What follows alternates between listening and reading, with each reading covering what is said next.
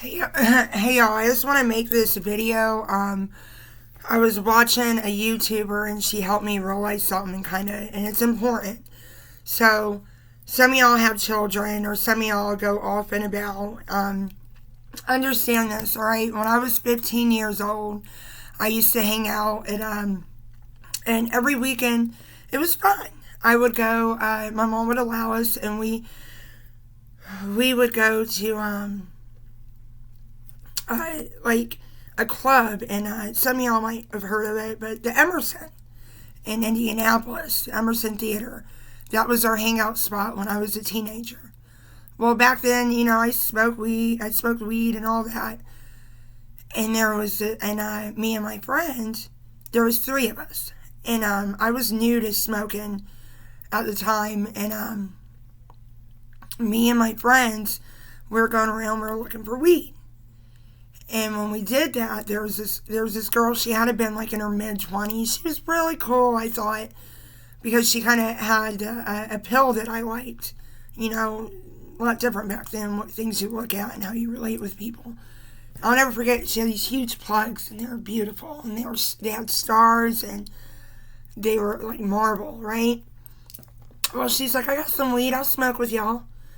So we get into the car and we smoke. Well, it was me, my friend, and then this other guy who was a friend, but now I know he was there as he was a helper, in a sense, to make sure I didn't get harmed. We smoked weed with this girl, and the guy was like, he's like, did you put something in here? She's like, no. He was like, something's in here. And he just looked over at me, and he looked over at my friend. My friend didn't smoke. She didn't smoke. Thank God she didn't smoke. And he was looking at me, and it kind of registered with me like, yeah, something's wrong. And so I got out of the car with me and my friend. We got out of the car. If she was smoking, there's no telling what would happen to us, but she don't smoke. He left before we did. I was just worried about getting high. And I praise God, man, because I got out of the vehicle. And then it was really weird. I was hallucinating, all that. And I ended up, so I got out of the vehicle. And my friends, the group of people, our entourage, so to speak, that we would hang out at the Emerson, they saw me. And they're like, what is wrong with you? It's like, I don't know. I was freaking out. I was crying. If you know anything about the Emerson, the road right in front of the Emerson is very busy. Praise God, my brother was right there. I literally tried to jump in front of traffic. My brother grabbed me by the back of my shirt, and he threw me back, and he sat me down. And I remember my friend, Corey, and he looked at me, and he was like, and then this other person, they're like, who did you smoke with? And I saw her, and I pointed them out, and they're like, you stay right here, and they had somebody watch me. And they went in. I don't know what happened, but my friends ended up putting me in this other girl's car. People that we knew. It was safe. I was getting sick. I passed out. And to be honest with you, I really think I would have been kidnapped. I really feel I would have been kidnapped. And I wouldn't be here today. And there were people there, like, to this day, like one of the girls that is a friend, I forgive her, but she went around some the room, was like, oh, Shayna just smoked a lot of weed, she was too high. No, I was not. The weed that I smoked was laced, and I didn't have one clue. I was 15 years old. I could have been kidnapped. So I tell you this, because I know several of y'all that I'm connected with, y'all go to concerts, you're very involved in the crowd, so to speak. Keep a watchful eye on everybody. It's awareness, man. Keep an eye open. I don't care if you know the person or if you don't know the person. Be smart. Keep an eye open. Be aware of your surroundings, especially you older ones. Understand that there is such thing as human trafficking. There is such thing as people being abducted, like kids going missing. It happens all the time. And then the ones of you that are on stage, start posting people in the crowd, watchers. It's not all about what you got going on the stage. And I know a lot of y'all know that. But for the ones of you that don't, you really need to understand what actually goes on down there. And you need to be of assistance, period. And so you can always post people up. Keep a watchful eye. Nobody even has to know they're there. You know what I mean? So I just wanted to share that with you. I felt a prompting to share, so that's what I'm doing. And for your children, you need to, if they want to go to a concert, I'm not telling you don't let your children go, but you be smart. Why don't you follow back? They don't even need to know you're there. You got friends? Hey, my baby's at a concert. I need you to help. Just keep an eye. You don't need to approach them. You don't need to, just keep an eye on them. Or you want to give your children your freedom. I believe in giving the child their freedom. But you stay posted back. I'm all for GoPros. Your child wants to go out? Well, hear me out. I could have been kidnapped. There's no telling what could have happened to me. I almost killed myself too. But praise God. God has always worked in my life, even when I didn't know it. And the enemy was trying to get rid of me before this time. And he can't have God's children. And I praise God for that. But I just want to make you aware and understand and be smart. It's always, we should always have a good time. Good times are important. But you be smart with those good times. You don't be naive or, not paying attention. And think about it. If you're at a concert and you get wasted, I've also experienced a time where I saw Buck Cherry and Papa Roach.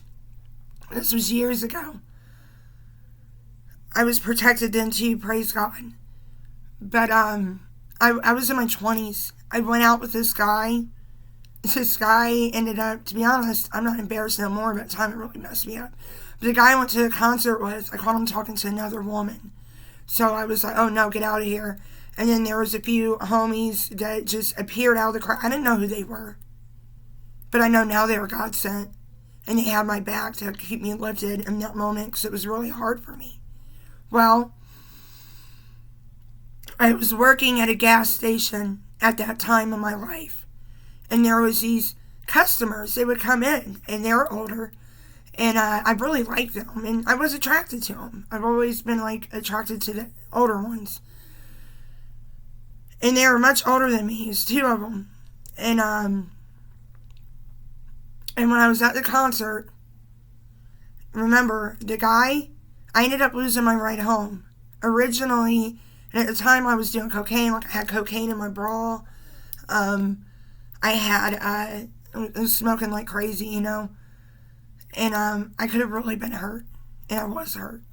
But I could have really been hurt. And anyway, so I saw two familiar people. Because I worked. I saw them every day going into the gas station. And they were my customers. We talked. Everything was cool. You know what I mean? Well, they told me they could give me a ride home. They were like, do you want to smoke? I thought there was nothing wrong with them. And I liked them, but I didn't have no intentions to do anything with them in that department. And they gave me a ride home. Well, they asked me, do you want to go by here before you go home? Because, smoke some weed. I was like, yeah, let's go chill, man. And, keep in mind, I felt no wrong. And my mind was clogged and fogged. Not only because I wasn't walking with God at that time, but also because I was on drugs. And I wasn't drunk when I left with them. I had cocaine in my bra. It stayed in my bra. I never touched it. But my mind was altered, so it wasn't thinking properly. You feel me? And I kept on wondering because one of the guys, and it didn't sit well with my spirit, but I ignored it.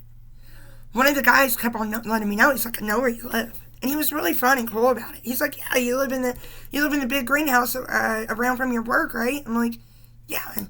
And it struck me odd because he kept on telling me. He was like, I know where you live. I'm like, okay, cool.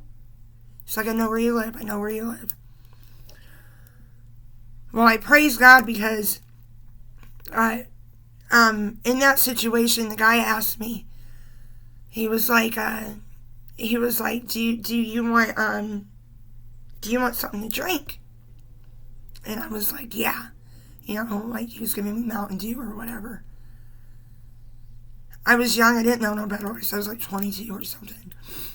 And he gave me a drink.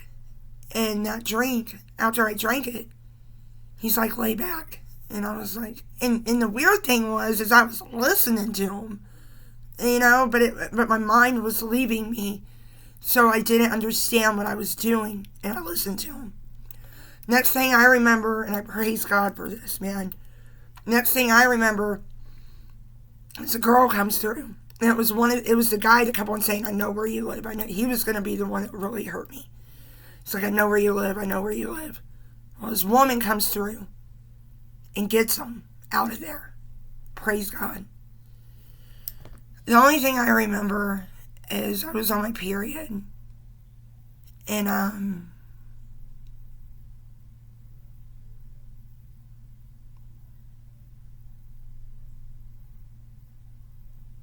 I remember I was laying on the bed.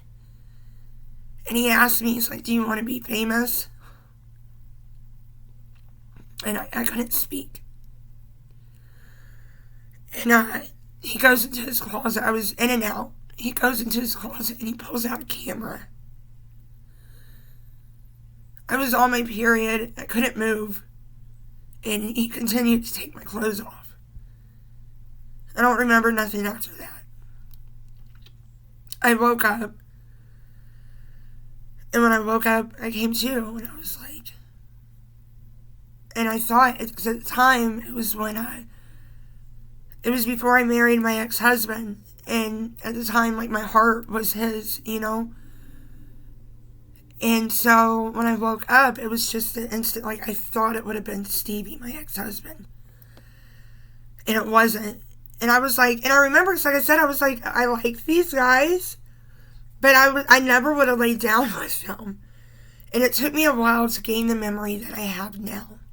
Because that's what happens when you are drugged and when you are date raped. That's why a lot of times if you go to the hospital, and that's why it's important, like, when you come to, if you're able to get out and go directly to the hospital, even if you don't remember anything. Okay? Because they had to test you, because Roxy's, I don't know what they gave me, but whatever it was strong, and it took my character from me, and it made me numb to everything, and it blacked me out. And, but dude, it was crazy. But I woke up, and I was like, who is this guy? I was like, that's not Stevie. Oh my God, let me get out of here, And I can't believe I got out of there. I literally, like, climbed through a window or something. So I can't remember, like, the door. Like, I couldn't, because my mind was still fogged, and I couldn't find the door, and I couldn't find my way out. It was like I was blinded. And the guy was passed out. And, I would hate to know what happened if the other guy was there. But I ended up getting out. And when I was in there, I still prayed for the little girl. She's grown now, but help me pray for her. He has a little girl, there's no telling what that man did to that little girl. And, yeah, but I remember I was in the bathroom, and I was like, wait, I gotta get out of here. Like, why am I here? I would never be here. And so I got out, and, that was when I reunited with, my best friend, Sean. Yep. It's actually when I got my Snow White apple. Yeah, because that was the first time we hung out after like, we had because we dated at first, and it just didn't work out, and he came through, and he kept me by his side, and he took good care of me, And, but yeah, that's when I got my Snow White apple. But yeah. So, always be aware, especially ladies. I know, like, definitely when you're younger, or it don't matter what age you are, like, a guy comes through and he's attractive, and it's like, hey, baby, what's up? We just chilling, we just having a good time. He's like, you want a drink? And you're like, girl, you know I don't want to pay for that drink. Yeah, go on, baby. Give me that drink. No, you walk with him. You don't ever let nobody pour you a drink behind your back. And you need to be careful.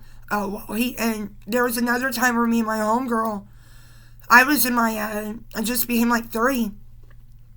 And my homegirl, there was her birthday, and she's like, hey, you know, like, you want to go to a club? And I was like, yeah. So we go to this club, right? Well, I got scared because, to be honest with you, I didn't know what would happen to me. I was the only person like myself in that club. And so it scared me because of a traumatized mentality I had before that, because I went off another time with a guy, smoked weed. I didn't have my kids, and I was lost. And I was very lost. I didn't have my kids, man. And so I was hanging out with all these guys. I didn't care about being in the earth. I didn't have my babies. I had no care in the world because I didn't have my children. And by the grace of God, He always kept me protected. And there was a time I went off, first time I ever rode in a Lamborghini. This guy smoked some weed with me. We go back to his house. He gets on top of me, scares the living crap out of me. This guy's a million times bigger than me. I knew I'm a tough woman, but I was defenseless in that moment. This guy could have done whatever he wanted to with me. And he started, like, kissing me, and I'm like, get off of me. Like, no. And then he's like, oh crap, you know, like, and he saw that I was a fighter. So he left me alone because he knew that because apparently he had some kind of heart, but don't be deceived. There was something else going on to where I frightened him, and that was the grace of God. You don't ever submit. You scream as loud as you have to. If you gotta pee on somebody, you pee on them. A lot of them, it makes them, gives you time to get out of there. You feel me? If you gotta take a crap, take a crap.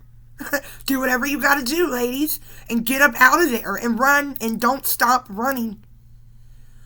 And there was another time, I was going to a party. I was in my local neighborhood. I was on the phone with a guy that I was talking to, a different guy. And I've always been about my music, right? No care in the world. I ain't scared. I'm tough. Well, sometimes you need to realize that people can do things to you, and it don't matter how tough you are. They get you. They got you. You know what I'm saying? So you always got to be smart. But there was another time I'm so glad Matt was on the phone with me. It was a guy that I dated for a few weeks. He was on the phone with me. Oh, and then there was another time with that. But he was on the phone with me. And so I had earbud in, one out, right? Walking down, no care in the world. I wasn't scared. I was right around the corner from home. This guy comes out of nowhere. Literally. Yeah, I ain't playing. I mean, out of nowhere. I was like, where the hell did he come from? And he's like, and runs up on me. And I'm on the phone. I'm like, whoa, hey, you know. Because I freaked, he freaked. He got gone. But that guy was trying to run up on me and slam me down. There's no telling. He could have chloroform in his hands. Come up behind me. Like, for real. And, what did I do? Should I even say that? I'm not even going to tell you what I did. It was stupid. It was stupid. I want to tell you, but my intuition's saying no. So I listened to that. But, because that could have got me in a lot of trouble. And I ain't going to be the one to open that portal for anybody and get them in trouble. But yeah, be smart, be aware, be advised. And men, same thing can happen to you. You know what I'm saying? So you always got to be smart and keep an open eye. And keep an open eye, not just for yourself, but others. So when you're out and about and you're having a good time, wait till you get home to get really intoxicated, man. Or what did my homegirl say? She said, BYOB, bring your own bottle. She's like, I ain't playing. I'm like, I know that girl ain't playing. And so I share that with you. And in hopes that it helps you. It makes you more aware. And it makes you not be so like, oh, I'm tough. I know you can handle yourself. I know you can. I can handle myself too. But there are certain times where it don't matter. You need to submit and you need to be humble and realize that there's always somebody that can do something to you and you be completely defenseless. So when you go out, you be smart. If you want to go out alone, I'm not saying don't go out alone. For the first time I went out alone and it was nice. I enjoyed myself. But you be smart about it. You wait till you get home if you want to get intoxicated. Because we need to start thinking about other people. Stop thinking about ourselves, though we're important. Think about other people. You could be somebody saving grace up in there. So while you being sober, not being completely like, oh, you know what I mean? Wait till you get home for all that. Enjoy your time. Don't forget your memories in there. Because if you knock out, you're going to forget your memories. And what if somebody around the corner needs your help and you can't help them? You're never going to forgive yourself. So when you go out doing what you do, keep an eye on other people. They don't need to know that you're doing that. But I'm just saying, it's not just about you. We are placed in places to help each other, to be an open eye, to be a system of support for them. Alright? So, I love you. You.